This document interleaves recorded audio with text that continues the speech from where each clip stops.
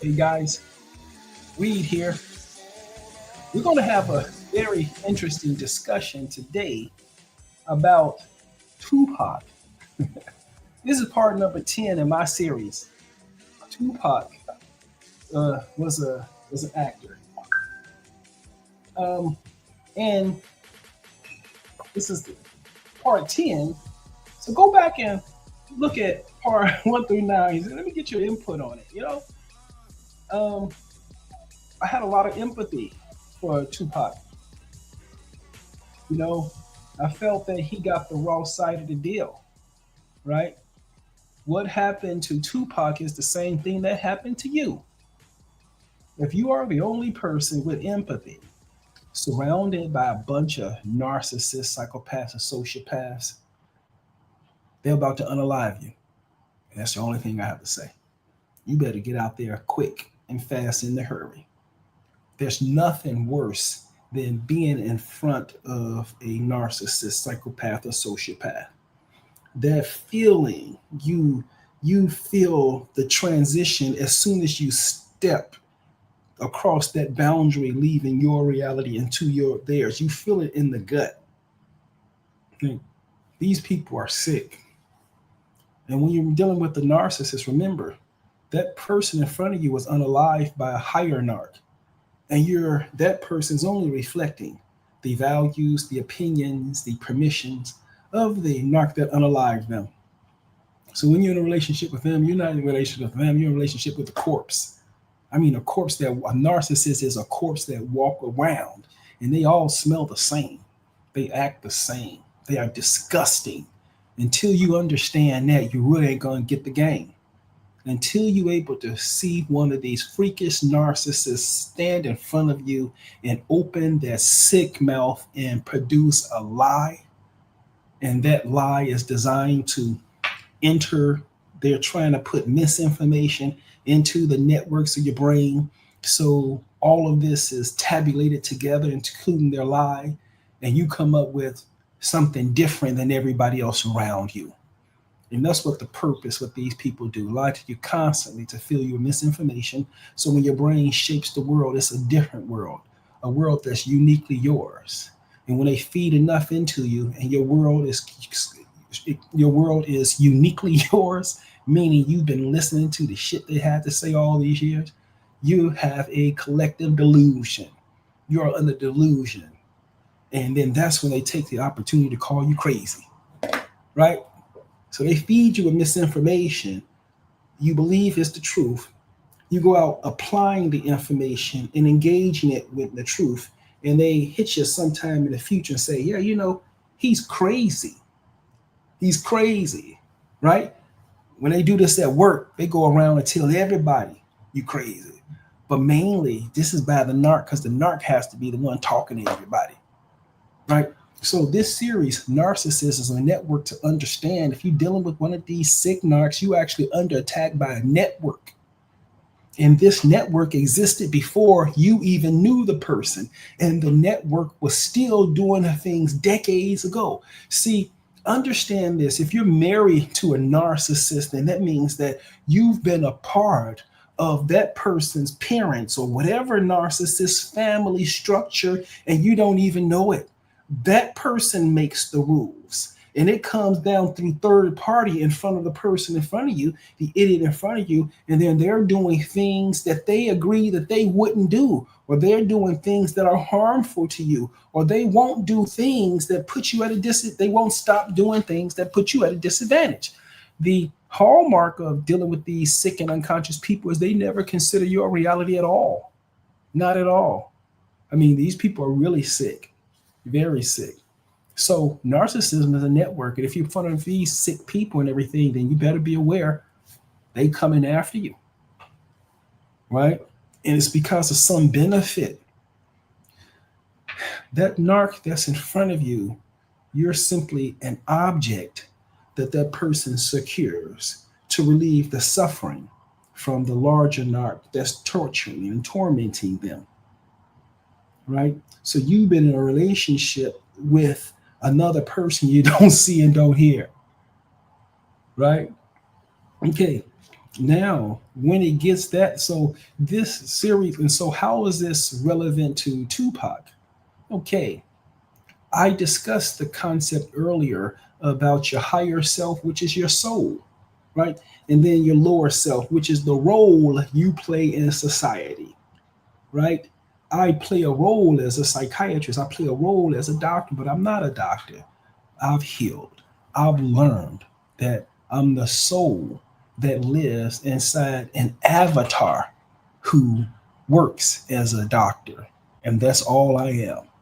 I'm the soul inside the avatar. I'm not the avatar. That's what Tupac forgot. He had access to his higher self, and he applied that to poetry. And from his words, he said, I would like, let me try to find that. Let me try to find, say, the man by himself. Yeah.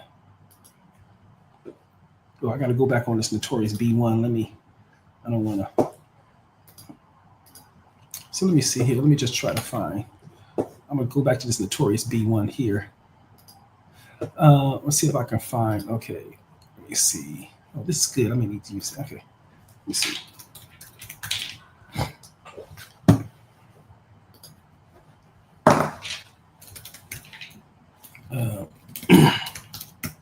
I think this is the Vibe video interview. Nope, it wasn't this one. It was when he was, okay, I think this is here.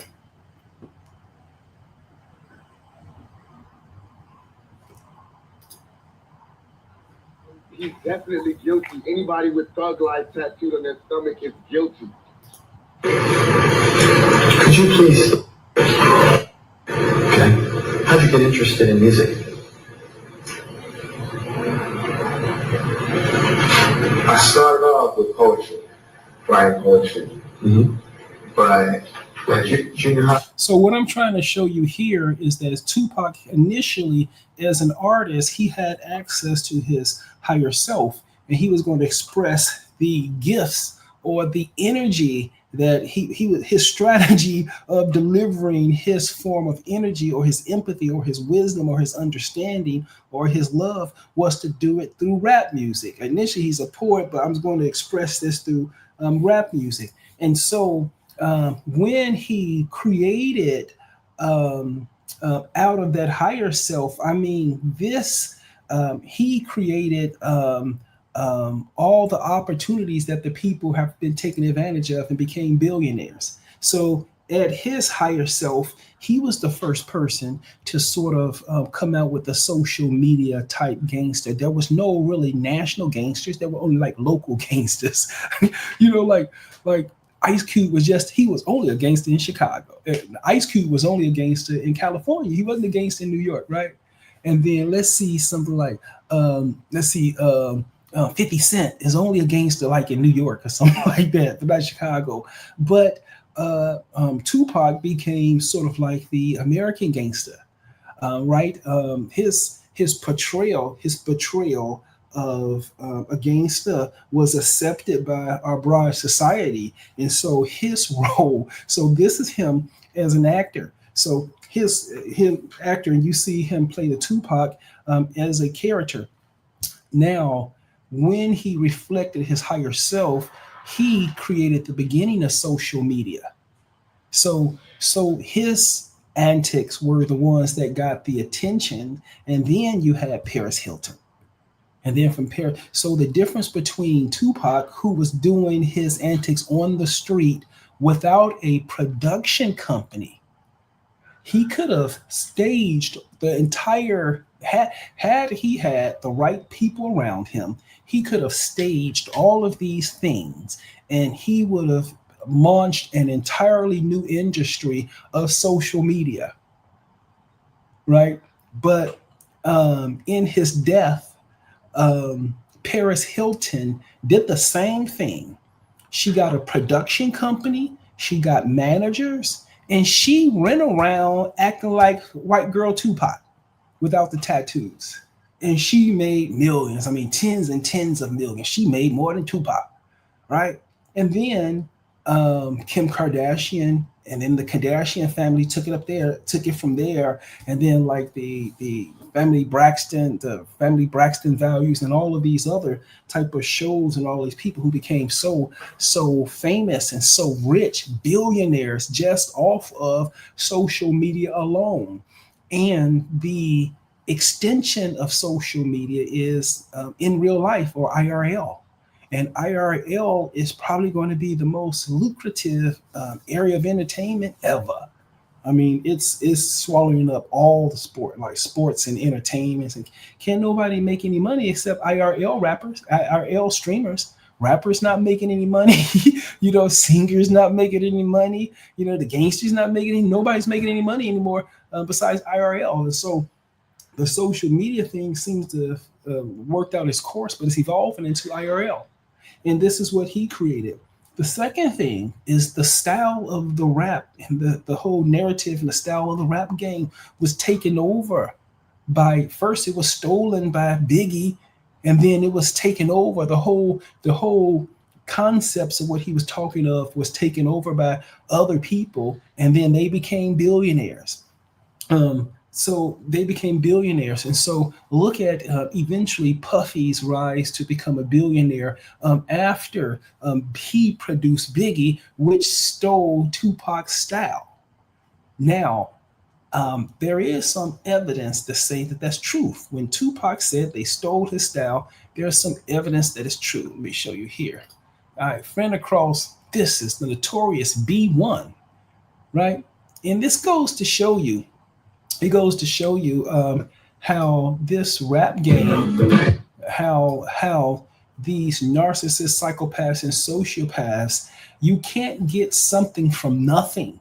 I mean, you cannot get something from nothing. Puffy doesn't have anything to offer, right? He can only take what's already there, repurpose it, and then put somebody else in front of it, and then market it as his own. But that's just really changing around. Still, he's really stealing someone else's vibe to the song.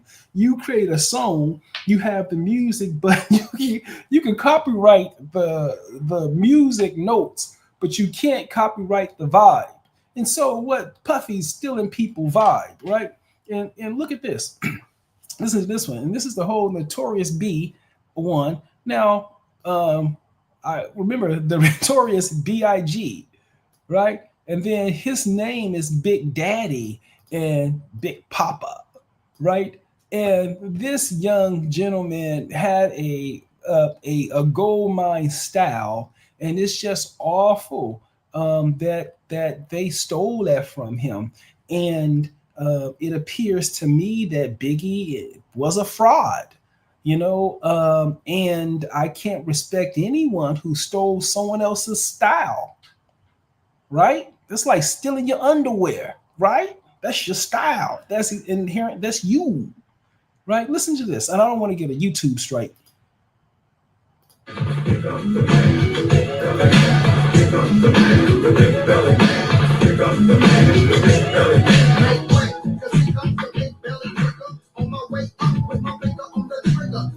Yeah, see, I don't want to get a strike there.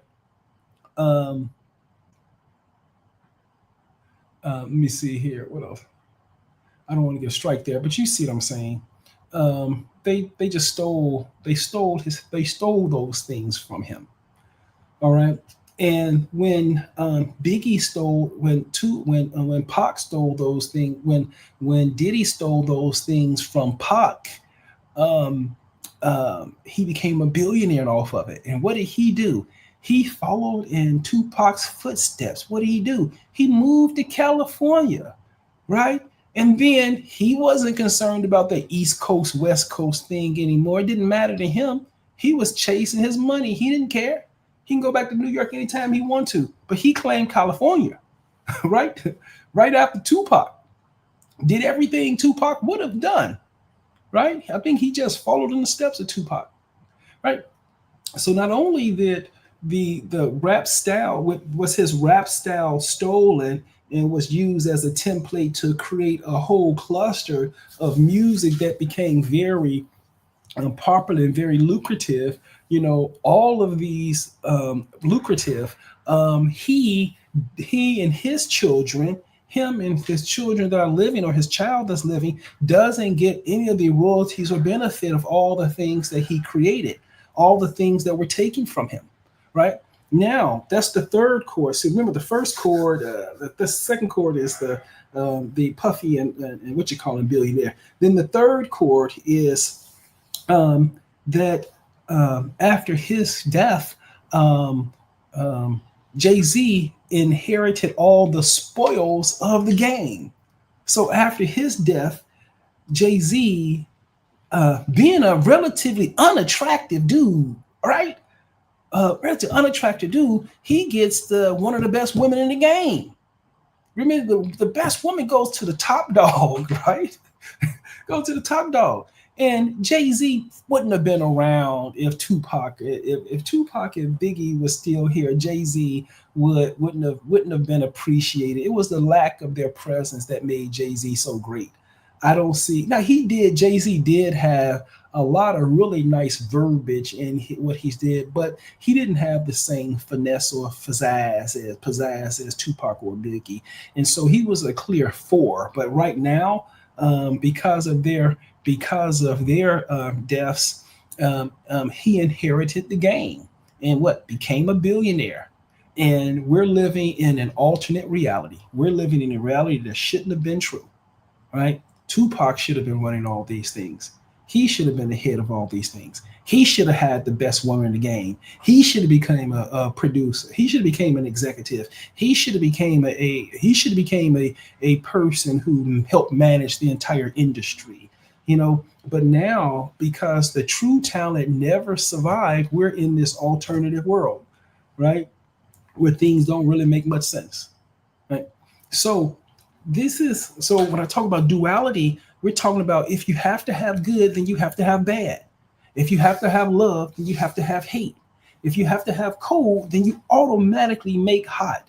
The colder things become, the hotter things will become in order to maintain balance. This is yin and yang. And because you cannot add anything new to this system, and because you cannot take anything away, everything is just reassembled, right? And when you stick it all together, it starts to decay on its own. So if you create something, you're going to also create a loss at some point in the future, because this thing will not live forever. And what would you do if this thing was only around for 3 weeks? 3 weeks is like flowers. Like, or what if what you crave was only good for 48 hours? Like, food, right? So if you create something, you're going to have to experience the loss of it because it doesn't last forever. And that's the duality. What must goes up must comes down. The duality again, higher self, lower self, right? If there's a lower self, then there must be a higher self because of duality. Hold on one second, folks.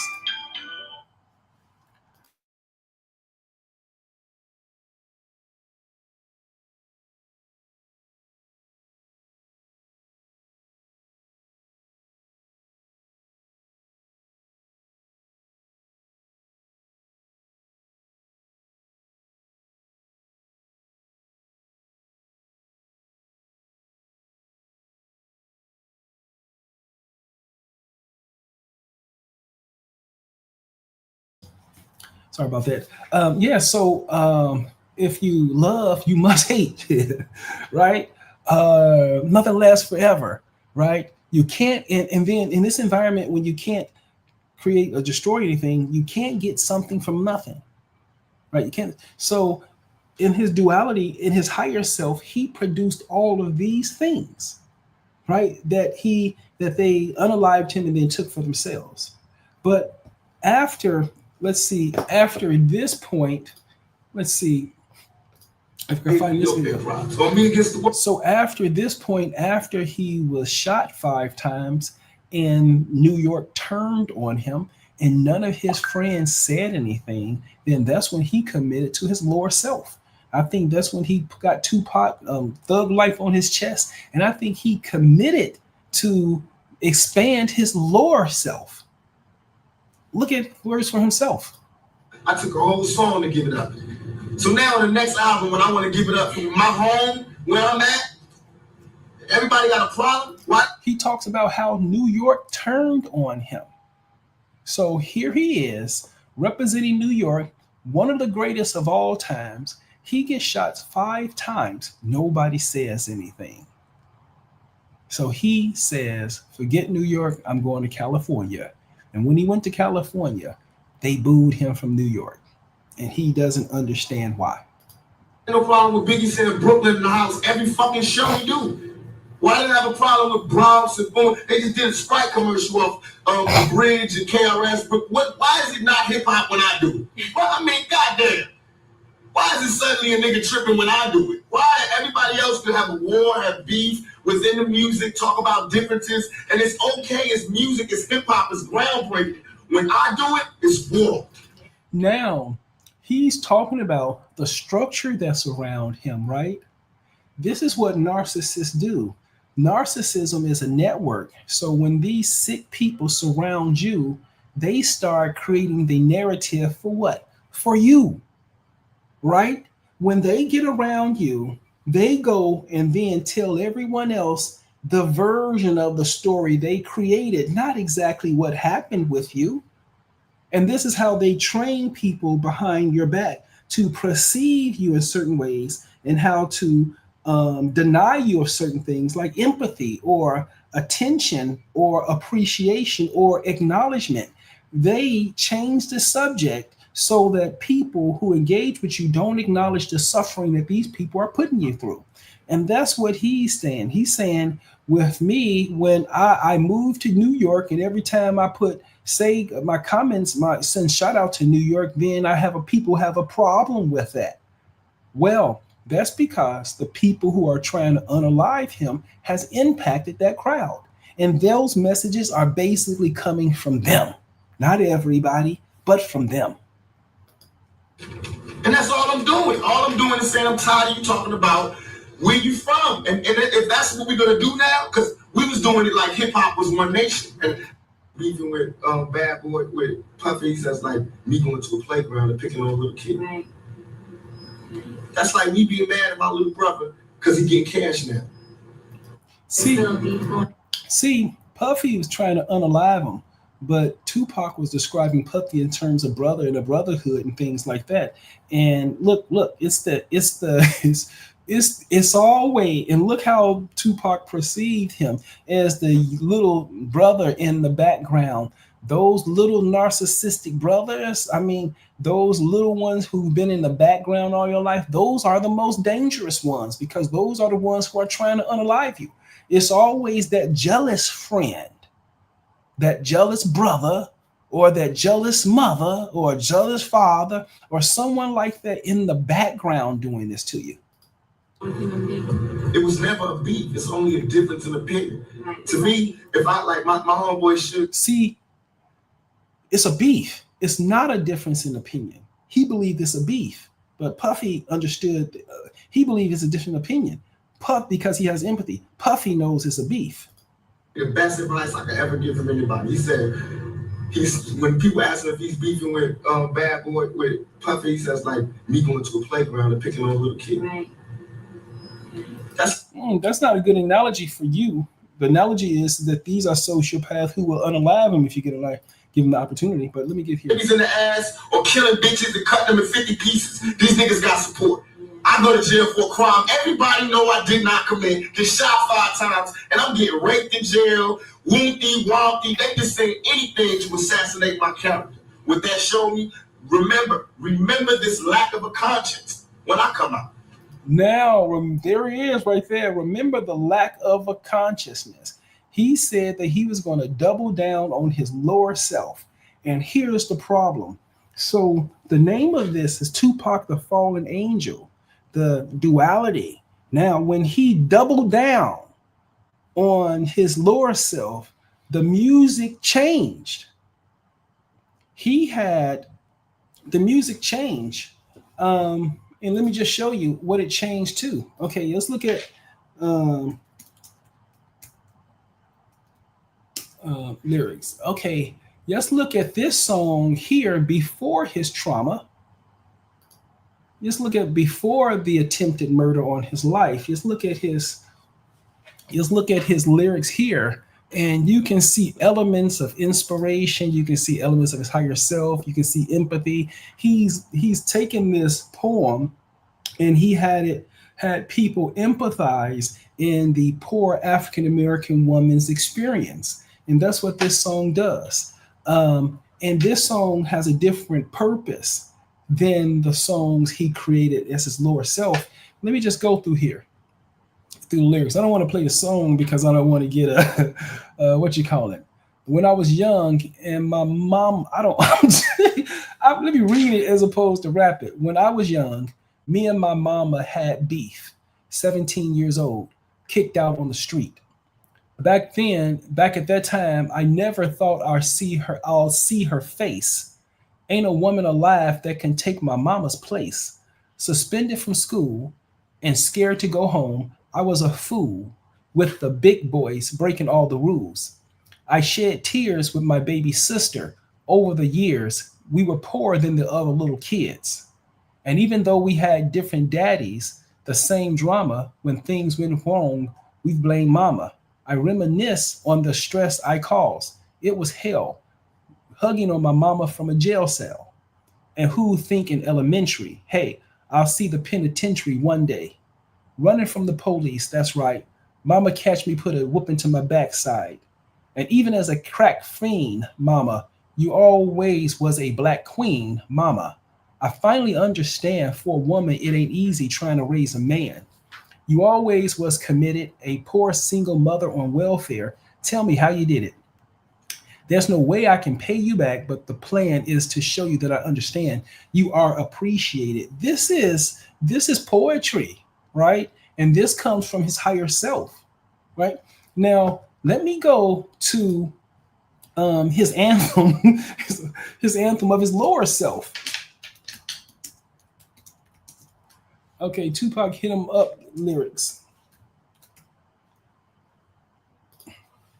Okay, so we're gonna go Tupac's hit him up, and I don't want to spend too much time for this. And you gotta right now. The point I'm trying to make here is when he was at his lower self, he still had access to the same creativity. But when he created that, when he deployed the creativity, he created duality. If he had the music that impacted so much, he was going to make the music that destroyed everything he created.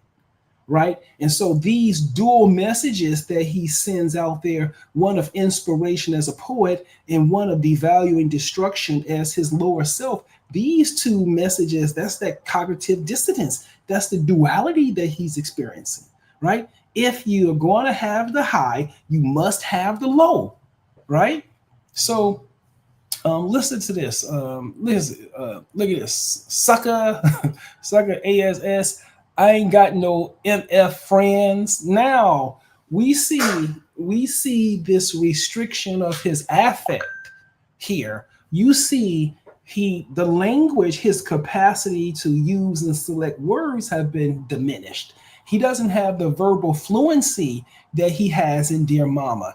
In Dear Mama, it's eloquent. In Dear Mama, it's descriptions. In Dear Mama, it's appeals to sort of understand these poor black women who he loves perspective. But here, I ain't got no motherfucking friends.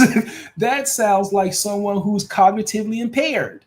Right? That sounds like somebody who's angry. That sounds like somebody who's depressed. This sounds like somebody who's isolated. It's the truth. It's the truth. I think that when he realized, I think he needed a coach, and if he was going to deal with unconscious people, I think he should have understood that at the start. When you deal with narcissists, psychopaths, or sociopaths, these people don't have empathy, and therefore they're not completely human. They're the same as when you see a narcissist in person, they're the exact same pain, same as if you seeing them on the picture. It's the same thing. On the picture, there's no life, and in person, there's no life. They can only get it from you, right? And now he describes what it's like being damaged and being around these people.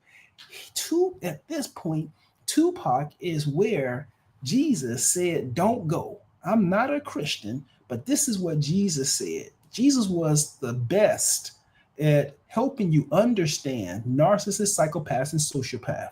It seems to me everything he said applied to these people here, not some place in the sky, not some imaginary place. No, the idiot in front of you. It's practical.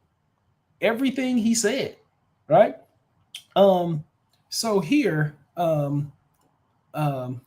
this is why I F your B. You FMF, take money, right? Right? You see what I'm saying? This is him damaged and wounded in his lower self. And when he expresses himself in his lower self, it comes out as this devaluing, degrading music that does not fit his own standards. And in the process of this whole theatrical performance, Tupac created one of the worst things that you could imagine. He was the beginning of like sacrificing rappers to get ahead. Instead of the name of the game being like Motown era, being about one group trying to up the other one in terms of performance, in terms of appealing to the audience. No, Puffy's model, they chose the superstars and then put all the money behind them. Wow. Blocking everybody else's access. Does that make sense? Hold on one second.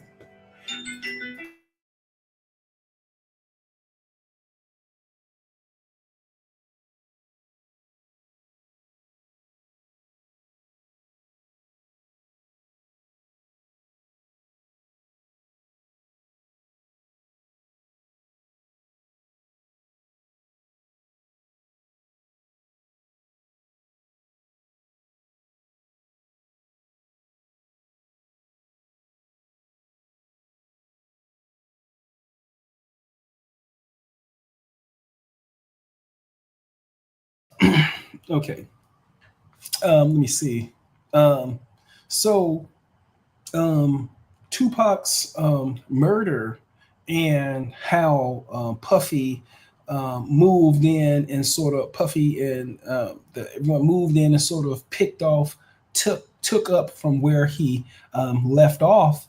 Their decisions to sort of create stars by only investing them and blocking everyone else, basically choosing your star and then controlling the star.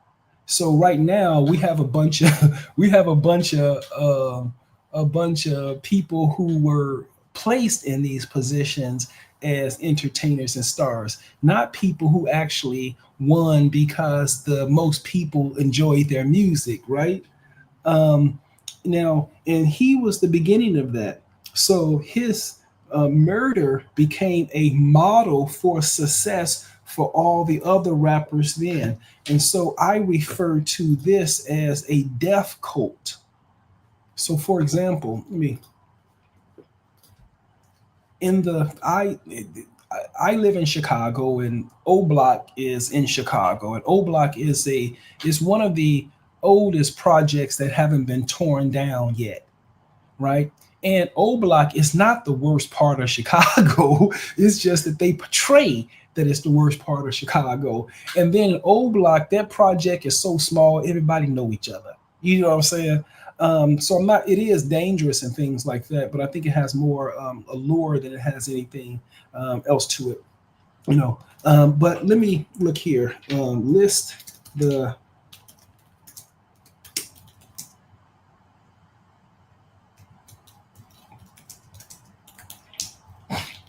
Let me say let me say since 2015. Okay.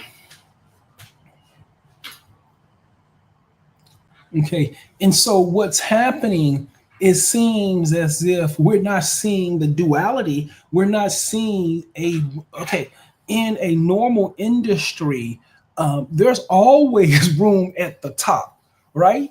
Because remember, like Prince and Michael Jackson, and then like Diana Ross and the other lady from Gladys Knight. You usually had all of these type of warring type of entertainment figures, and we all benefit from them.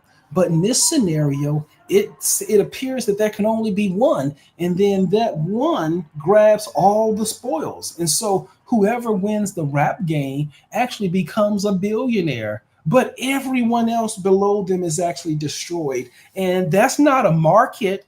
That's a organizational structure. A market wouldn't work like that.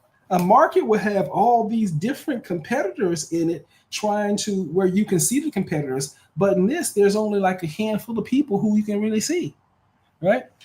And so here, let me just look at the list of all of the second place rappers. Now, when this happens as a routine, and it's been going on for decades since the death of Tupac, since this happens as a routine, then it's important that our society or law enforcement or things start to deal with this, because otherwise it becomes sacrifices, right? If there's remember back in gladiator times when they would put the two people in there and then they will fight to the death. Well, that person was sacrificed in order for the person to get to the position they're in. And this seems like this is the organizational structure that's set up for the very poorest of black men trying to use entertainment as a way to access the economy.